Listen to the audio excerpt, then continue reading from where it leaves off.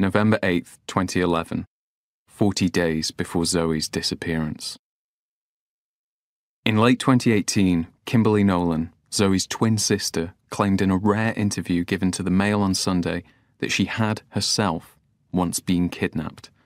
She claimed that this kidnapping occurred roughly 1 month prior to Zoe's disappearance, while on a night out with her sister and 3 other friends. I feel like my Mail interview covered all this. There are just more interesting things we could talk about.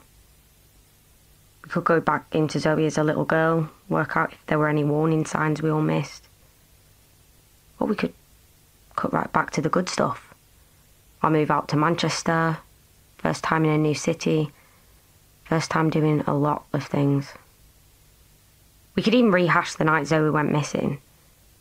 I mean, that's why we're here. I can take you through all that with my eyes closed.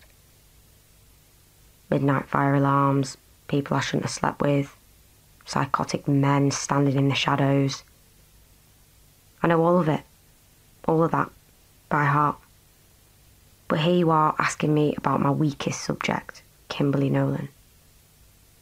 What can I tell you? I hardly know the girl. Here's Finton Murphy, Zoe's course mate and friend. Right. Kimberly's kidnapping. This sad story. Would you like my opinion? I mean, let's put ourselves in poor Kimberly's position for a moment. Born a girl, an almost identical twin, but with a sister who was simply more attractive than she was, simply more intelligent. A sister who was outgoing and prodigiously gifted musically. Someone who effortlessly charmed everyone she met. I think we all might struggle if we were up against that. Okay, so remaining in Kimberly's shoes, you go away to university to get out from under your sister's shadow, but owing to an unfortunate series of events, you end up studying at the same place, living in the same flat even. Your physical resemblance is such that people routinely double take at you around town, seem visibly disappointed when they realise you're Kimberly and not Zoe. So you lose a load of weight and start wearing black. You cut your hair short and go goth. Your sister is reserved in some senses, so you act out and start sleeping around. She drinks sensibly, so you drink like an open hole in the floor. She goes missing and becomes front page news. So you generate this harrowing, incredible tale of how you were kidnapped once too.